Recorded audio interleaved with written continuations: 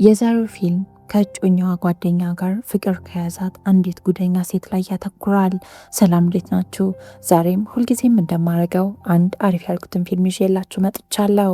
ሁሌም ቢሆን እምለቃቸው ፊልሞች እንዲደርሳችሁ የምትፈልጉ ከሆነ ሰብስክራይብ እያደረጋችሁ የደውል ምልክቷን መጫን እንዳትረሱ።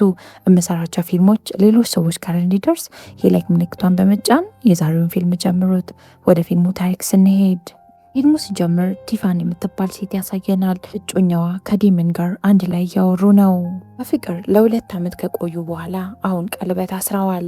ቲፋኒ የዴመን ድርጅት ውስጥ ተቀጥራ የምትሰራ ሰራተኛ ናት። ዴመን በጣም ሰፖርቲቭ የሆነ ፍቅረኛ ነው። እናም ቲፋኒ የራሷን ስራ እንድትጀምር በጣም ነበር የሚያበረታታት። የሚያስገርም ሁኔታ ዴመን በጣም ስለሚደግፋትና ስለሚያበረታታት በጣም ነው የምትናደድበት። ሌላ ከዴመን የሚያናድዳት ባህሪ ነገሮችን በጠቅላላ ብቻውን መወሰን ይወዳል። በተለይ ደግሞ ሰርጋቸውን የሚመለከት ነገር። እሱ አያት ፓስተር ነው። እናም የፓስተሩ ቤት ቀለል ያለ ሰርግ እንዲከናወን ነበር የምትፈልገው። ግሩ ግን ዴመን ቀለል ያለ ሰርግ አይፈልግም። በትልቁና በሰፊው ደግሶ ሊያገባት ነበር የሚፈልገው። የሰርጉ በመዘጋጀት የምታግዛቸው ፊለስም ሁሌም ቢሆን አብራቸው ናት። አንድ ላይ በሚተኙበት ሰዓት ቲፋኒ ያን ያህል ደስተኛ አይደለችም። እናም የተለያዩ ቀናቶች የተለያየ ምክንያት እየፈጠረች ከሱ ጋር አብራ ላለመተኛት ትሞክራለች። የሚገርም ሁኔታ ደግሞ እሷ የምትፈልጋቸውና እሷ የሚያስደስታቸው ነገሮች እሱ ደግሞ አያስደስተውም። ዴመን በእኔና በሷ መሀል ንጹህ ፍቅር ነው ያለው ብሎ ነው የሚያምነው። የሚቀጥለው ቀን ዴመን ስራ ስላለበትና ስለማይመቸው እንደኛ ሚዜ ነገ ከእስር ቤት ይፈታል። እናም ሄደሽ ለምን አትወስጂውም ይላታል። እሷም እኔ ምቾት አይሰጠኝም እሷ አጠገብ ስሆን አለችው። ዴመንም እንደ ድሮ አይነት ሰው አይደለም፣ ትሬ አሁን በጣም ተቀይሯል፣ ሌላ ሰው ነው ይላታል። የቲፋኒም ጸሐፊ ሶኒያ ቲፋኒን ለማየት ወደ ቤት ትመጣለች። ቲፋኒም ምንም ደስተኛ እንዳልሆነች ለጸሐፊዋ ነገረቻት። ሶኒያ ደግሞ በምላሹ እድለኛ ነሽ፣ ለዴመን አይነት ታማኝና የሚወድሽ ባላለሽ አለቻት። እዛ ላይ ደግሞ ችግሮችሽን ኢንተርኔት ላይ ያስገባሽ ከኢንተርኔት ምላሽ አትጠብቂ ያለቻት። ብዙም ሳይቆይ ሶኒያ ከሄደች በኋላ ትሬ ይመጣል። ቲፋኒም የበሩ ደውል ሲጮህ በጣም ነበር የደነገጠችው። ውሃ እየጠጣች ነበረ። ብርጭቆ መሬት ላይ ይሰበርባትና እጇን ይቆርጠዋል። በሩንም ከከፈተችለት በኋላ ትሬ ፈራ ላይ የነበረውን እርጎ በጣቱ ያነሳውና ይቀብሰዋል። የቫኒላ ፍሌቨር ያለውን እርጎ እየጠጣች ነበር ብሎ ጠየቃት። እሷም በጣም ግራ ትጋባና እንደለመደብህ ችግር ልትፈጥር ነው የመጣኸው አለችው። ዛም ፊቱን አዙሮ ተመልሶ ሊሄድ ሲል ይቅርታ ትጠይቀውና ወደ ውስጥ እንዲገባ ጠየቀችው።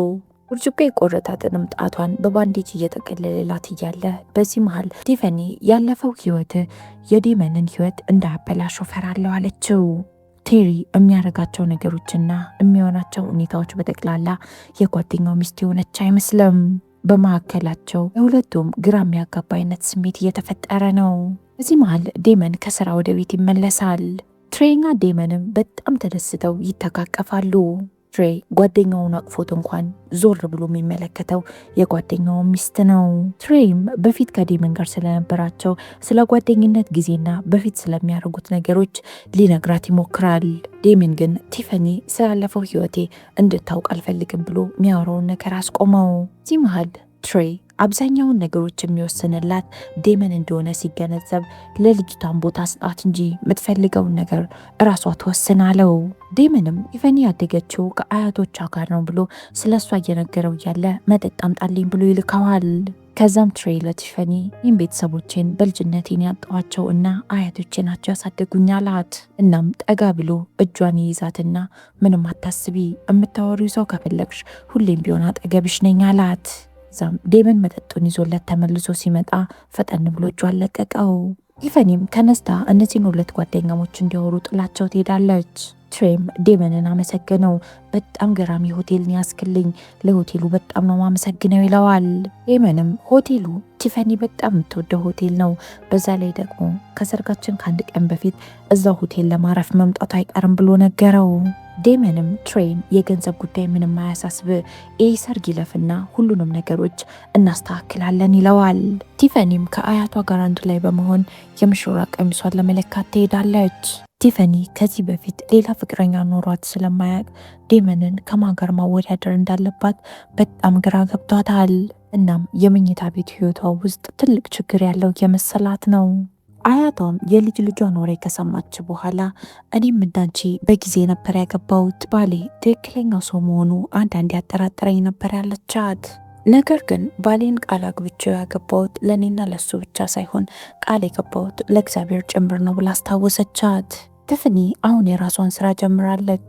ስፓ ከፍታለች። እናም ስፓው አንዳንድ መስተካከል ያለባቸው ነገሮች አሉት። በሚያሳዝን ሁኔታ ይህ ጥገና ደግሞ በጣም ብዙ ገንዘቦች ያስወጣታል። ዴመንም በገንዘብ ልርዳሽ ብሎ ቢጠይቃትም እሷ ግን ያንተን ገንዘብ አልፈልግም አለችው። ትሬይ የጥገናውን ስራ በነፃ ሊያግዛት ፈቃደኛ ሆነ። ዴመንም ቲፋኒን ዞር ያደርጋትና ትሬይ እንዲሰራ እንዳታረጊው፣ ምክንያቱም እኔ ሌላ ስራ ልሰጠው እያሰብኩ ነው ይላታል። እሷም እሺ ብላ በዴመን ሀሳብ ተስማማች። እንደዛም ሆኖ ግን ትሬይ እንዴትም ማሳምኗት እንድትቀጥረው ያደርጋታል። እናም ከባሏ ደብቃ በሚስተር ትሬይን ቀጠረችው። ትሬይ እሷ አጠገብ ሲሆን አግባብ ያልሆኑ ባህሪዎችን ነው የሚያሳየው። ግራ በሚያጋባ ሁኔታ አንዳንዴ አንገቷ ስር ገብቶ ያሸታታል። እሷም የደበራት አይመስልም፣ ተመችቷት ጸጥ እያለችው ነው። የሚቀጥለው ቀን ዴመን ለቲፋኒ ነፃነት ሊሰጣት ስለፈለገ ከዚህ በኋላ አንቺ ፈልገሽ አግዘኝ እስካላልሽኝ ድረስ አላግዝሽም ይላታል። ምክንያቱም አሁን ያስጨነቃት እየመሰለው እየመጣ ነው። ታረቁም በኋላ ዴመን አንገቷ ስር ይስማታል። ነገር ግን ትሬይ አንገቷ ስር ገብቶ እንደሚያሸታት ደስ አላላትም ነበር። የቲፋኒም ጸሐፊ ሶኒያ ሰርጓን አስመልክታ ከሰርጓ በፊት አንድ ፕሮግራም አዘጋጅታላት ነበር። እናም ቲፋኒ አርፍጄ ነው መመጣው ብላ የጽሁፍ መልእክት ላከችላት። ቲፋኒ እዛ አረፍዳለሁ ብላቸው ቀጥታ ሄደችው ወደ ትሬይ የሆቴል ክፍል ነበር። እናም እንዴት መጣሽ ብሎ ሲጠይቃት እሷም ስለ ስፓው ጥገና ጉዳይ ለማከረን የመጣሁት አለችው። እሷም ስለ አንዳንድ ነገሮች በስልኳ እያሳየችው እያወራችው ትሬይ ከላይ ምንም አልለበሰም፣ ፎጣ እንደተጠቀለለ ነው። እዛም እጇን ይይዛትና ሆዶ አካባቢ እንድትነካው ያረጋታል። እዚህ በላይ ሌላ ነገር ከመፈጠሩ በፊት እሷን ፈጠን ብላ የሆቴል ክፍሉን ለቃ ወጣች። ቲፋኒም ወደ ፓርቲው ከደረሰች በኋላ ለምን አረፈድሽ ሲሏት መኪና ያልነሳ ብሎኝ ነው አለቻቸው። ሶኒያ ግን ውሸቷን እየዋሸች እንደሆነ ወዲያው ነበር የተረዳችው። በኋላም ሁሉም ተሰብስበው ከትዳር በኋላ ፍቅር ይቀንሳል ይጨምራል እያሉ መከራከር ይጀምራሉ። ቲፋኒም ሶኒያንና ሌሎች ጓደኞቿን ፍቅረኛችሁ ላይ ደርባችሁ ታውቃላችሁ ብላ ጠየቀቻቸው። እዛም ቲፋኒ ያጋጠማትን ነገር ቀለል አድርጋ ትነግራቸዋለች። አንደኛው ጓደኛዋ በዚህ መሃል ባሏ ላይ ቺት አርጋበት እንደነበር ተናገረች። እናም ካላት ልምድ የተነሳ መቼም ቢሆን ዴመን ላይ ቺት እንዳታረጊበት፣ እንዴትም አድርገሽ ግንኙነታችሁን ወደ ቀድሞ መመለስ አትችይም አለቻት። ዴመንም ለትሬይ ጥሩ ክፍያ የሚከፍለው ስራ አግኝቶለት ኮንትራት እንዲፈራረሙ ወረቀቱን ይዞለት ይሄዳል። ትሬይ ምን ያህል እንደሚያገኝ ሲመለከት ማመን አልቻለም። ምክንያቱም ህገወጥ ነገር ሳይሰራ ይህን ያህል ገንዘብ አግኝቶ አያውቅም። ቲፋኒም እስከ ሰርጋችን ድረስ ተለያይተን እንኑር ብላ ለዴመን ጥያቄ ያቀረበችለት። ዴመንም ይህ እኮ ማይመስል ነገር ነው፣ ሰርጋችን የተወሰነ ቀናቶችን የቀሩት ይላታል። ጠባይሽ ተቀይሯል፣ ሰሞኑን ለምንድን ነው እንደዚህ እየሆንሽ ያለሽው ብሎ ይጠይቃታል። ቲፋኒም በዚህ ጥያቄ በጣም ተናዳ ተነስታ ጥላው ትሄድና ሄዳ ሶፋ ላይ ትተኛለች። የሚቀጥለው ቀንም ዴመን ቲፋኒ ማናደድ ስላልፈለገ በሱ ሀሳብ ይስማማል። ዴመንም በባህሪዋ በጣም ግራ ስለተጋባ ትወጂኛለሽ ብሎ ይጠይቃታል። እሷም አዎ በጣም ነው የምወደው ብላ ነበር የመለሰችለት። እናም ለሰርጉ የሚቀርቡ ምግቦች የምንቀምስበት ቀን ዛሬ ነው እንድትገኝ ብሎ ይነግራታል። ቲፋኒ ቀኑ ሙሉ ስለ ትሬይ ስታስብ ነበር የዋለችው። ይህም የምታረጋቸው ነገሮች ከጸሐፊዋ ጋር ከሶኒያ ጋር እና ስራዋንም ችላ እንድትል አድርጓታል። በኋላም ትሬይ ለቲፋኒ ሳንዶች ገዝቶላት ወደ ስራ ቦታ ይመጣል። ከዛም ስለ ልጁ ይነግራታል። ከዛም ለምንድን ነው ግን ስፓ ለመክፈት ያሰብሽ ብሎ ጠየቃት። እሷም የሰው ልጅ ራሱ መንከባከብ አለበት፣ ቀላሉ የጭንቅላት ማሳጅ ምን ያህል ጭንቀት እንደሚያቀል ብታውቅ አለችው። ትሬይም ማሳጅ ተደርጎ እንደማያውቅ ይነግራታል። በማሳጅ ይጀመርና በስተመጨረሻም መሳሳም ይጀምራሉ። በሌላ በኩል ዴመን የሰርግ ቀን የሚቀርበው ምግብ ለመቅመስ እሷን እየጠበቃት ነበር። እስካሁን አልመጣችም። እናም ይሄኔ ስራ በዝቶባት እየተጨናነቀች ይሆናል ብሎ ደግሞ ማሰብ ይጀምራል። በዚህም ምክንያት ሊያስጨንቃት ስላልፈለገ ውሳኔዎቹን እሱ መወሰን ይጀምራል። በኋላም ቲፋኒ የሙሽራ ቀሚሷ ተስተካክሎ እሱን ለመለካት ስትሄድ ነበር ከዴመን ጋር የምግብ ቅምሻ እንዳለባቸው ያስታወሰችው። ሶኒያም አረጋጋቻትና ምንም አታስቢ፣ እኔ ነገሮችን አስተካክላለሁ አለቻት። ትሬይና ዴመንም እያወሩ ያለ በመሃል ዴመን ሰሞኑን ቲፈኒ ባህሪዋ በጣም ተቀያይሯል ብሎ ለትሬይ ይነግረዋል። ትሬይም ቀኑን ሙሉ ስራ በዝቶባት ስፓ ውስጥ ነበር የዋለችው ይለዋል። ዴመንም በምን አወክ ሲለው በስተመጨረሻም ስራውን እንድሰራ ቀጥራኛለች ብሎ እውነቱን ይነግረዋል። ቲፈኒም ከገዛ እጮኛዋ እርዳታ አልፈልግም ብላ ትሬይ መቅጠሯ ዴመንን በጣም ነበር ያናደደው። በዚህም ምክንያት ዴመን ቲፈኒ ከኔ ጋር መጋባት አትፈልግም ብሎ ማሰብ ይጀምራል። ምሽት ላይም ለምን እንደቀረች ሲጠይቃት እሷም ስራ በዝቶብኝ ተዘናግቼ ነው አለችው። በስተመጨረሻም ወደኸኝ ነው አብረኸኝ ሆንከው ወይስ ከኔ ጋር ስትሆን ሰዎች ላንተ ጥሩ አመለካከት ስለሚሰጡህ ነው አለችው። እናም ቢያንስ ሰርጋችንን ትንሽ እናራዝመው ትለዋለች። እሱ ግን በሀሳቡ አልተስማማም። ምን እያልሽ ነው? ሰርጋችን እኮ በ48 ሰዓት ውስጥ ይፈጸማል አላት። ችግራችንን ለመፍታት ደግሞ ከሰርጋችን በኋላ እድሜ ልካችንን ጊዜ ያለን ይላታል። ሌሊት ላይ ትሬይ ለቲፈኒ የጽሁፍ መልእክት ይልክላታል። እሷም ተነስታ ቴክስቱን ታነበዋለች። በዛ ሌሊት እንገናኝ እያላት ነበር። ሊገናኙም የቀጠራት ስፓዋ ውስጥ ነበር። እናም የተበላሹትን መብራቶች በጠቅላላ አስተካክሎላት ሰርፕራይዝ ያረጋታል። እሷም በጣም ተናዳ ስራውንም ትቸዋለው ተባረሃል አለችው። እናም አንተ እስክትመጣ ድረስ ሁሉም ነገር ሰላም ነበር ትለዋለች። እሱም ምናልባት የኔ መምጣት እውነቱን እንድታይ አይንሽን ከገለጠልሽስ ይላታል። እዛም እየተጨቃጨቁ አሁንም በድጋሚ እነዚህ ሁለት ሰዎች ይሳሳማሉ። ከሰርጉ አንድ ቀን በፊት ሶኒያ ትሬይና ቲፈኒ ሲያወሩ ተመልክታቸው ምንም ነገሮች አላማራትም። ሰርጉ አንድ ቀን በፊትም ትልቅዬ ፓርቲ ያዘጋጃሉ። እናም ጓደኞቻቸውንና ቤተሰቦቻቸውንም ጠሩ። በያገኘው አጋጣሚ ትሬይ እየመጣ ቲፈኒ ጆሮ ስር ይሾካሾካል። ሶኒያም እየተመለከተቻቸው ነበር። ለብቻቸውንም ሲሆኑ ጠብቃ ሶኒያ አብራችሁ እየተኛችሁ ነው ብላ ጠየቀቻት። ቲፈኒም እስካሁን አብረን አልተኛንም፣ ነገር ግን አብሬው መተኛት ፈልጋለሁ ብላ በግልጽ ነበር የነገረቻት። ሶኒያም እንዳትረሺ በጣም የምትወጂውን ሰው ለማግባት እየተዘጋጀች ነው ትላታለች። እዛን ቀን ምሽት ቲፈኒ ያደረችው ሆቴል ውስጥ ነበር። እናም እሷ ያለችበት ሆቴል ባር ውስጥ ትሬይ ቁጭ ብሎ እየጠጣ እንደሆነ ስታውቅ እንቅልፍ ሊወስዳት አልቻለም። ልብሷን ቀያይራ ወጣች። በጣም የሚያምር አጭር ቀሚስ ለብሳ ነበር የወጣችው። እዛም ተያይዘው ወደ ሆቴል ክፍላቸው ሄዱ።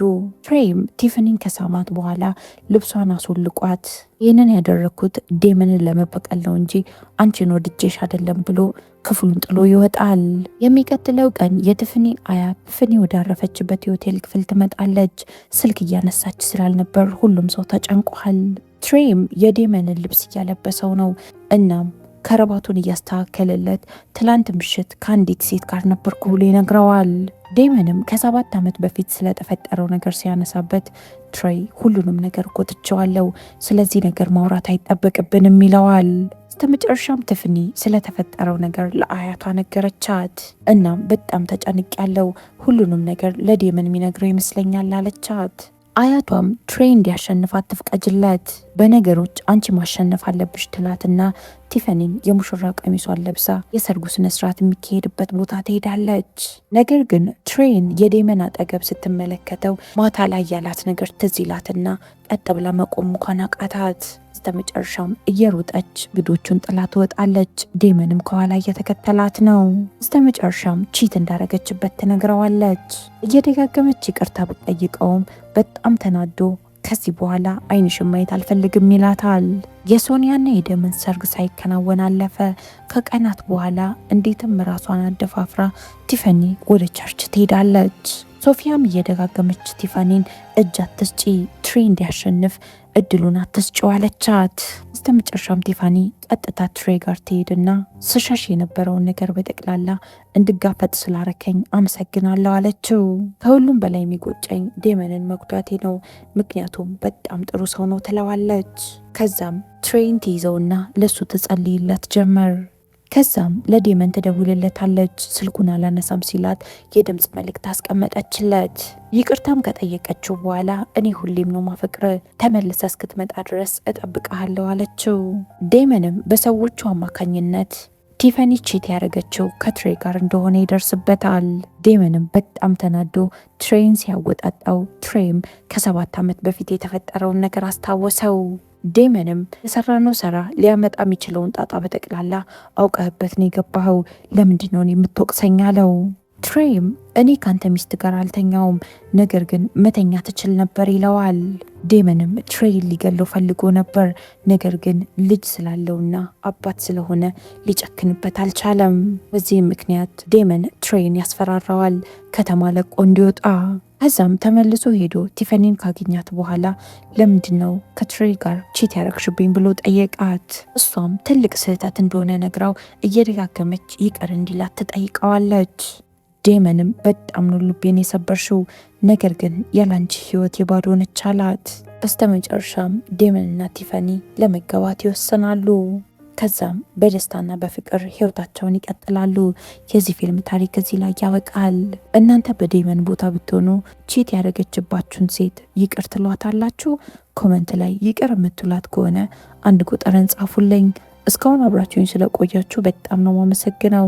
ነገ በተመሳሳይ ሰዓት በሌላ ፊልም እስከምንገናኝ ድረስ የነገ ሰው ይበለን። እወዳችኋለሁ። ቻው